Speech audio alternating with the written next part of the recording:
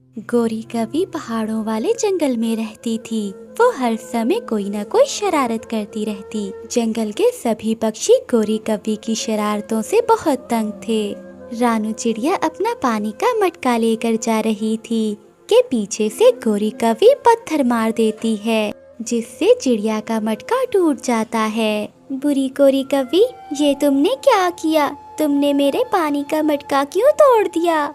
मैंने तो सोचा तुम थक गई होगी, इसलिए तुम्हारा बोझ कम किया है। मेरे पास तो यही एक मटका था जिसमें मैं पानी लेकर जाती थी। अपने पति से कहना कि नया ला देगा।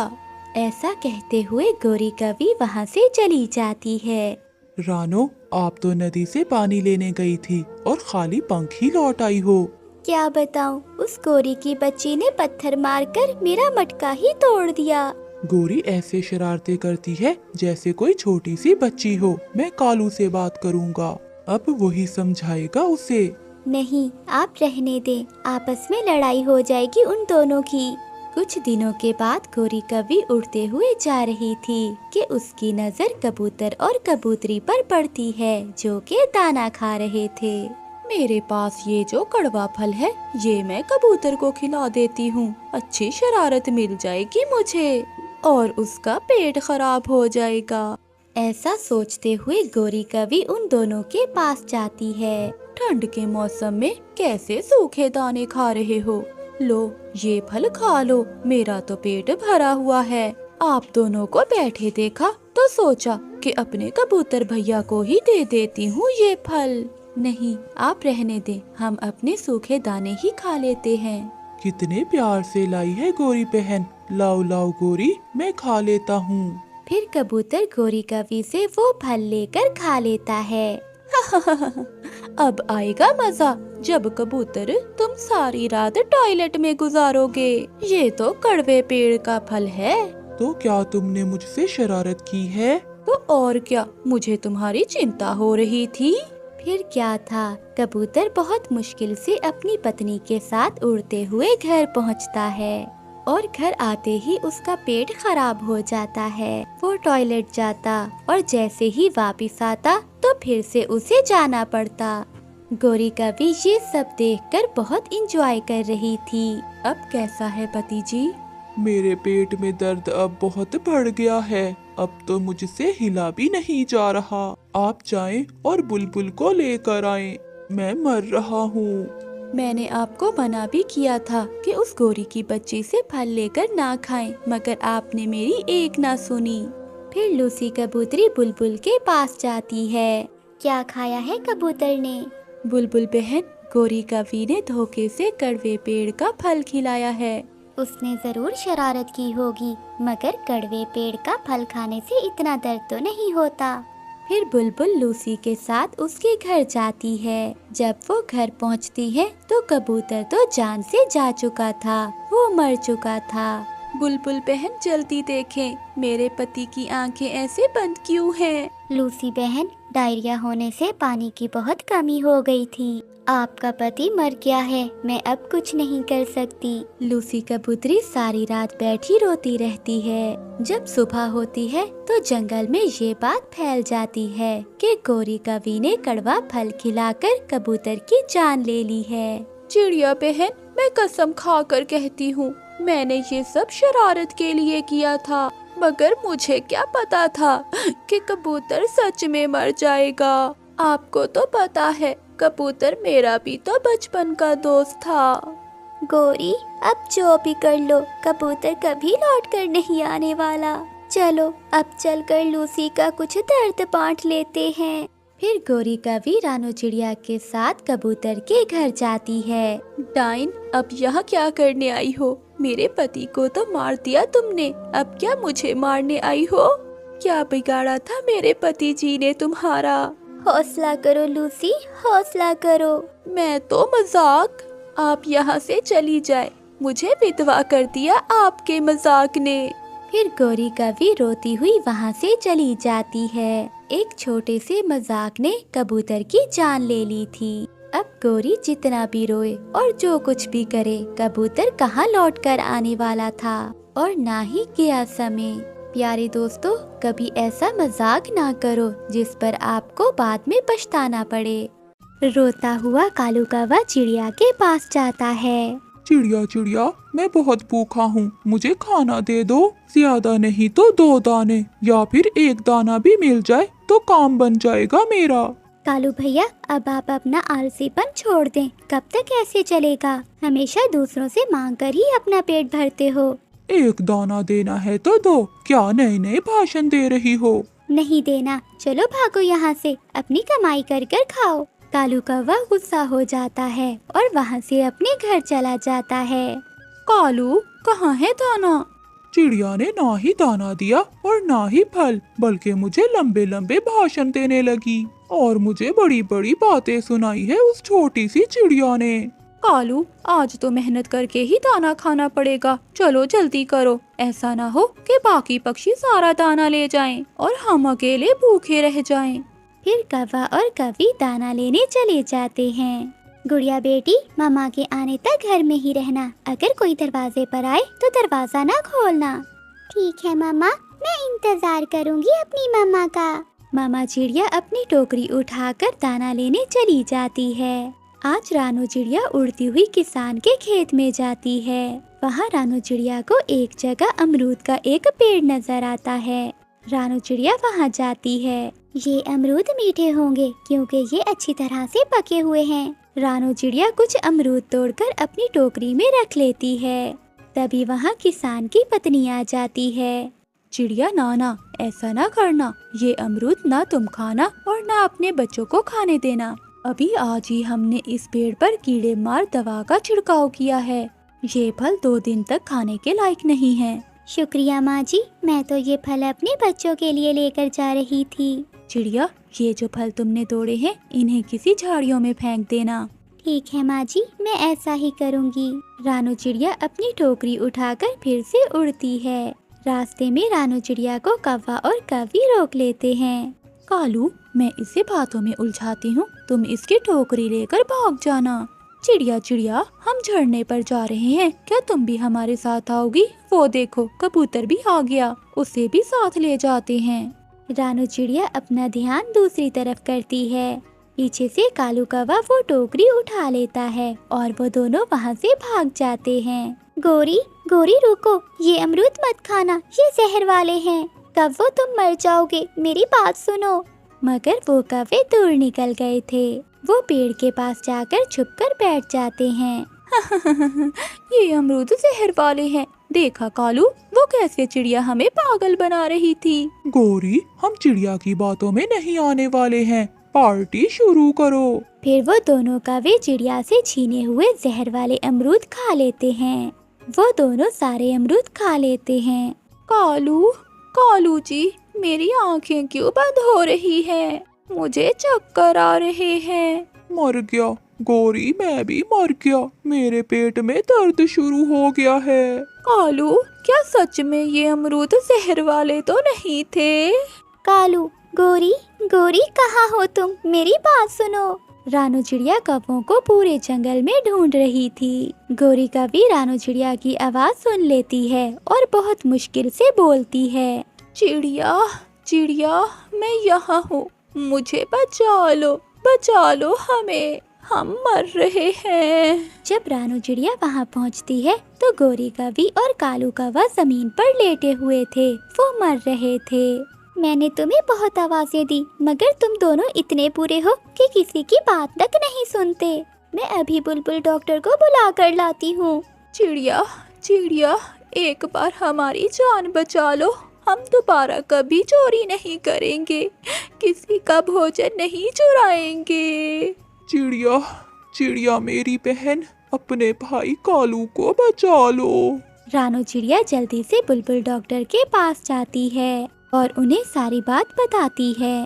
फिर बुलबुल डॉक्टर रानू चिड़िया के साथ आती है और जल्दी से कौवों को जहर खत्म करने वाली दवा देती है। थोड़ी देर बाद कौवों के पेट में दर्द रुक जाता है। कौवे चिड़िया को धन्यवाद बोलते हैं। चिड़िया, आज हमारी जान तुम्हारी वजह से बची है, अगर तुम न आती तो हम तो मर गए होते। चिड़िया, आज से हम अपना भोजन खुद मेहनत से ढूंढ कर लाया करेंगे। ऐसे कौवों को बहुत अच्छी सीख मिलती है।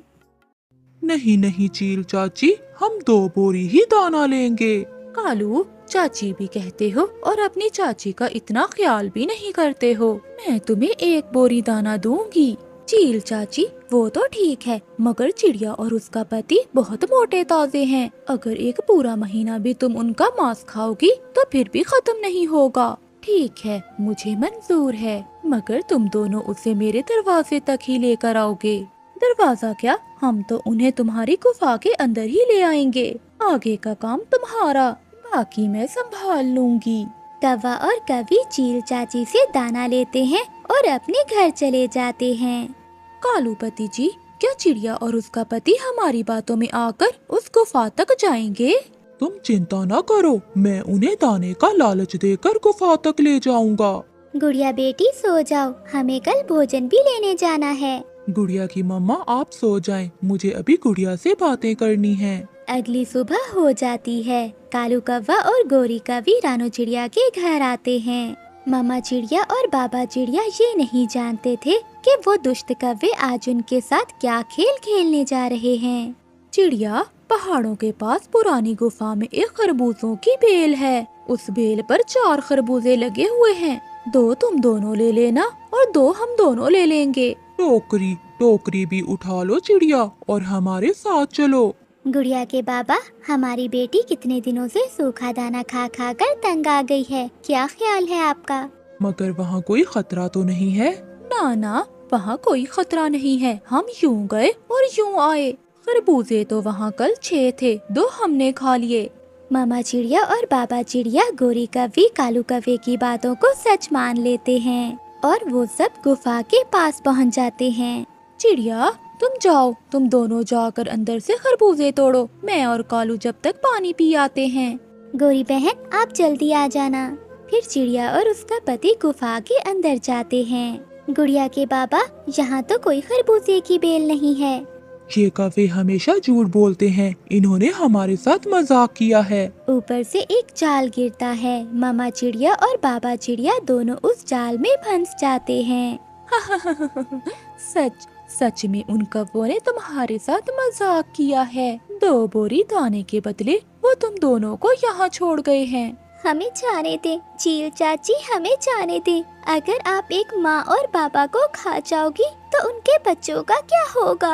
आप हम दोनों में से एक को जाने दें। आप मुझे खा लें और मेरी पत्नी को घर जाने दें। मेरी गुड़िया अभी बहुत छोटी है, मेरी गुड़िया अकेले मर जाएगी।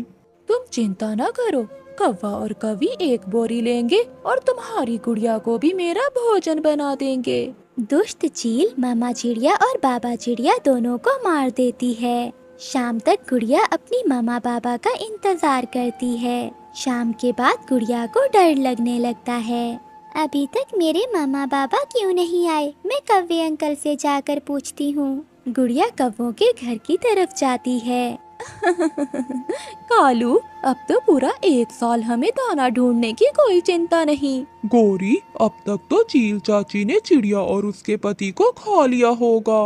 कालू, अब किसी दिन गुड़िया को भी अपनी जाल में फंसाकर चील चाची को दे देंगे। गुड़िया बाहर बैठी ये सब सुन लेती है। जालिमों ने मेरे मम्मा पापा को मार दिया। तुम दोनों ने धोखा किया। मैं बदला लूंगी अपने मम्मा पापा का। मैं अपने मम्मा पापा का बदला लूंगी तुमसे। रोती हुई गुड़िया वापस अपने घर चली जाती है। वो रात गुड़िया अपने घर में रो रो कर गुजारती है और फिर अगले दिन मुंह अंधेरे ही अपनी नानों के जंगल में चली जाती है। गुड़िया बेटी, आपके मम्मा पापा कहाँ हैं? वो साथ नहीं आए आपके? गुड़िया रोने लग जाती है। नानो, उन दुष्ट कौवा और कवि ने धोखे से मेरे मम्मा और पापा को चील का भोजन बना दिया। वो दोनों धोखे से मेरे मम्मा और पापा को चील के पास ले गए और चील ने उन्हें खा लिया। गुड़िया और नानो बहुत दुखी थीं। फिर गुड़िया अपनी नानों के पास ही रहने लगी। गुड़िया अपनी नानों के साथ दाना लेने जाती और शाम को अपनी नानों के साथ ही घर आ जाती। क्या गुड़िया है नाम तुम्हारा? क्या तुम मुझसे दोस्ती करोगी? नहीं, मैं किसी से दोस्ती नहीं करती। मेरा नाम सोनू चिड़िया है और मैं इसी जंगल में रहती हूँ। मेरा दोस्ती से विश्वास उठ गया है। मेरे मम्मा और पापा को उनके दोस्तों ने धोखा दिया। जब तक मैं अपने मम्मा पापा के मारने वालों को अंजाम तक नहीं पहुंचा देती, मैं सुकून से नहीं बैठूंगी। समय गुजरता गया। गुड़िया अब बड़ी हो गई थी। अब वक्त आ गया था जब गुड़िया अपने मम्मा पापा का बदला लेने के लिए तैयार थी। नानो, कल आप मुझे जहरीले फूलों का रस निकाल कर दें। गुड़िया बेटी, मुझे बहुत डर लग रहा है। जो हुआ उसे भूल जाओ। कहीं वो दुष्ट कव्वे तुम्हें भी कोई नुकसान ना पहुंचा दें। नानो, मैं कैसे भूल जाऊं? जिन्होंने मेरी मम्मा और पापा को मारा, मैं कैसे उन्हें माफ कर दूं? मुझे सारी रात नींद नहीं आती। मैंने खुद से उसी दिन वादा किया था कि मैं उन दुष्ट कव्वों को उनके अंजाम तक जरूर पहुंचाऊंगी। फिर गुड़िया अपनी नानू के साथ जंगल जाती है और वहाँ से जहरीले फूलों को तोड़ लेती हैं। दूसरे दिन गुड़िया उन जहरीले फूलों का रस मिठाई पर डालती है और वहाँ से निकलती है। जाओ मेरी बेटी, ऊपर वाला तुम्हारी रक्षा करेगा। गुड़िया सबसे पहले गुफा के पास जाती है जहाँ चील चाची रहती थी। इधर उधर देखकर गुड़िया मिठाई गुफा के आगे रख देती है और एक पेड़ के पीछे बैठकर देखने लगती है। उड़ती हुई चील भी आ जाती है। ये मिठाई कहाँ से आई? शायद मेरे कव्वे दोस्त रख कर गए होंगे। फिर चील झट से मिठाई पर टूट पड़ती है। दूसरे ही लम्हे चील मिठाई खाते ही गिर जाती है और मर जाती है। मम्मा पापा, मैं आपको याद कर कर बहुत रोई, मगर आज मेरे दिल को सुकून पहुँचेगा जब मैं इस चील की तरह उन कव्वों को भी उनके अंजाम तक पहुँचाऊंगी। गुड़िया उड़ती है और कव्वों के घर की तरफ जाती है। कव्वा और कवि घर में बैठे हुए थे। गुड़िया मिठाई उनके घर के आगे रख देती है और दरवाजे पर दस्तक देकर पीछे छुप जाती है। ये मिठाई कौन रख गया? शायद हमारी चील चाची किसी खुशी में यहाँ रख कर गई होगी। गोरी कवि वो मिठाई उठाकर अंदर ले जाती है। मिठाई, मैं भी खाऊंगा मिठाई। दोनों कौवे वो मिठाई खाकर अपने अंजाम तक पहुंच जाते हैं। जालिमो, अब तुम्हारी वजह से कोई भी गुड़िया अपनी मम्मा पापा को नहीं खोएगी। तुम जालिम पक्षियों की सजा यही है, जैसा करोगे वैसा भरोगे। और वापस गुड़िया अपनी नानों के घर की तरफ चल देती है। गर्मी बढ़ रही थी।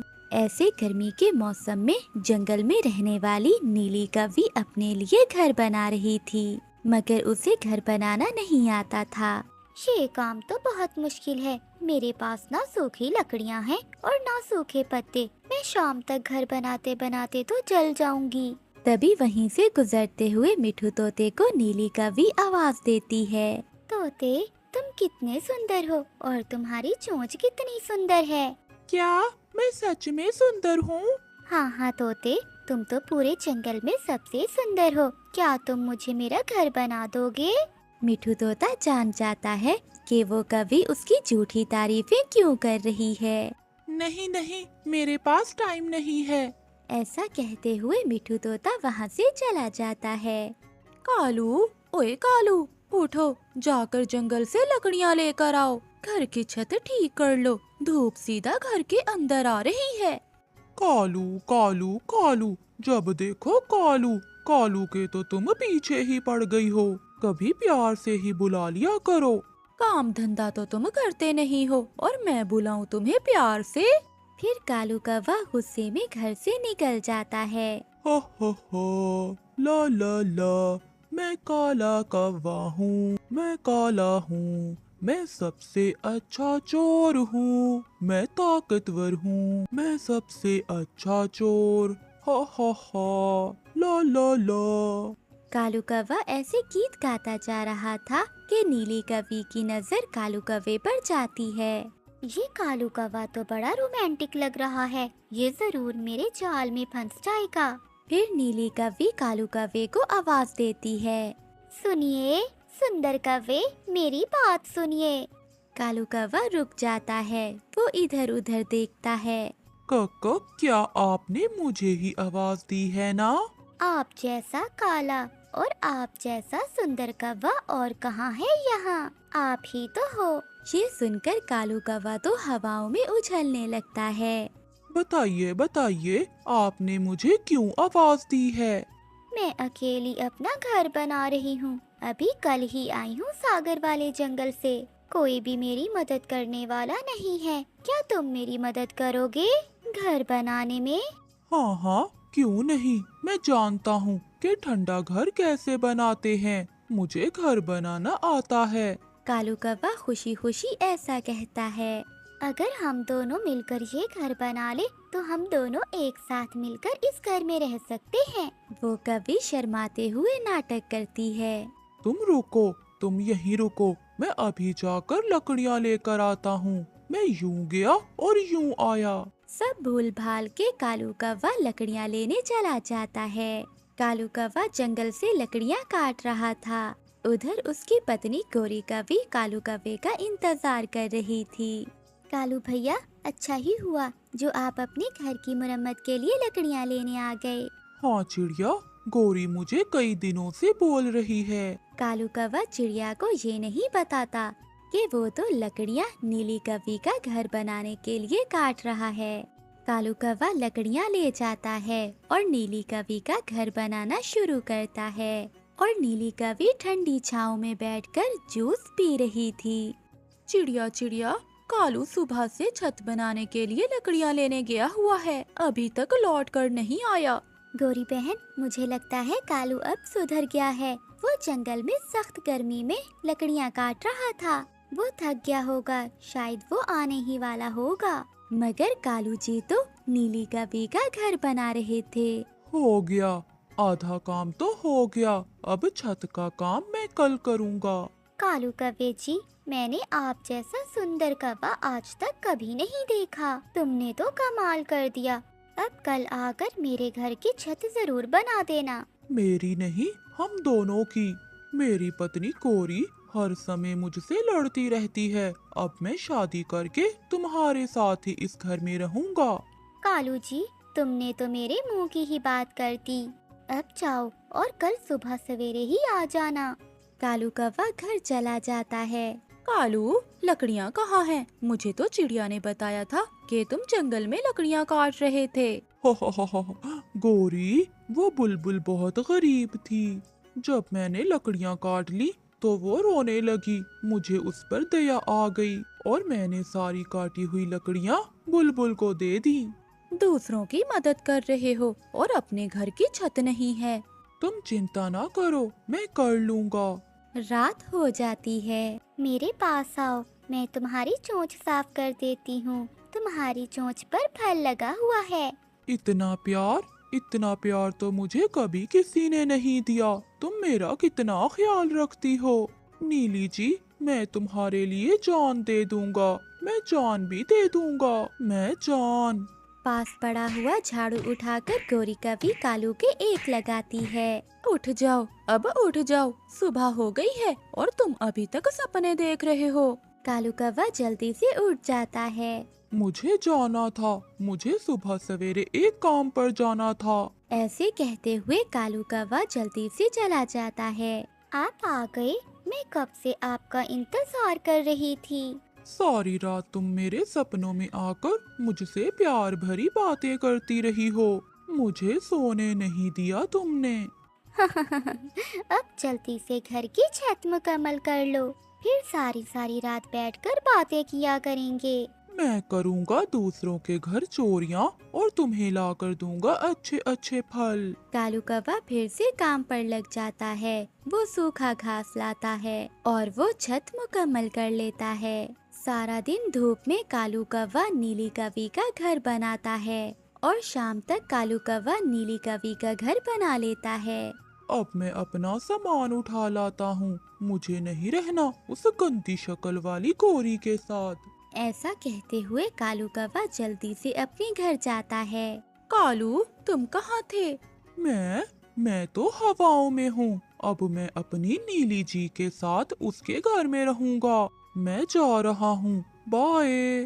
कालू, कालू रुको, मेरी बात सुनो। मगर कालू कौवा अपना सामान लेकर चला जाता है। देखो नीली जी, तुम्हारा कालू आ गया। चल बुड्ढे, भाग यहाँ से, मेरा घर बन गया। तेरा मेरा साथ यहीं तक था। अगर दोबारा मुझे आवाज दी तो मैं शोर मचाऊंगी, मैं सबको बुलाऊंगी।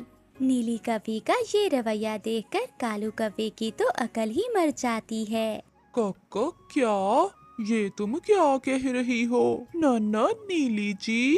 भाग जाओ, दफा हो जाओ यहाँ से, बुढ़े कहीं के। फिर कालू कौवा अपना सामान लेकर नदी पर जाकर बैठ जाता है, क्योंकि उसे मालूम था कि वो अब अपनी पत्नी गोरी कौवे से बहुत पिटने वाला है।